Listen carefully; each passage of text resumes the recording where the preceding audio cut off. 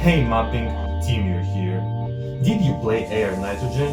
I mean, it's okay if you didn't, but if you did, you might have noticed a little something. Every 3 minutes of the game, the lights go out. At first, it seems like a simple fog settings change, doesn't it? Well, let's try to change the fog and see what happens. Yikes! This is not what we intended to achieve. You might have also noticed that during lights out, the lamps change the color to red.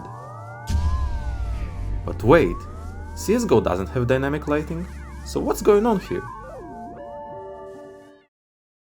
What if I told you that the room doesn't change, and in actuality you go to a different one?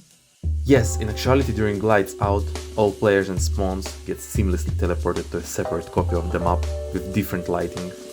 So let's actually check it out. Upon pressing this button, we will move to the dark zone. Wow, that's very cool, but as you can see, now the fog doesn't really fit the atmosphere. Let's try also changing the fog as we move between the zones. Yikes, we have another problem. The fog's Z-clip reveals the skybox. That's fine in the light zone, since fog and the sky are the same color, so they blend well. But in darkness, it completely ruins the immersion. Well, what do we do now? The first thing that comes to mind is changing the skybox, but apparently it is impossible to change the skybox settings during the game. As you can see, the skybox entity doesn't even have any input possibilities.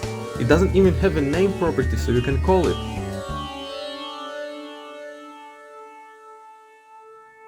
Well, this is quite a predicament, but I will let you in on a secret. Come closer. You can have more than one skybox. It's insane, I know, but yes, you can actually have multiple sky cameras. You can switch them around with this input, but since we can't reference them, we need to turn off Smart Edit and manually add the name value. Now, using this, we can have two different skyboxes for the light and the dark zones, that we just switch around when needed. Now the effect works as intended.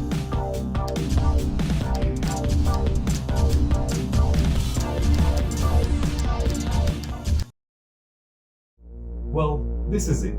Maybe this wasn't anything new for you, but I personally had my mind blown. The seamless teleports and the double skyboxes are very simple. Maybe I will even make a tutorial on them sometime. If I do, I will attach them in the description and the end screen right here. And as always, thanks for watching.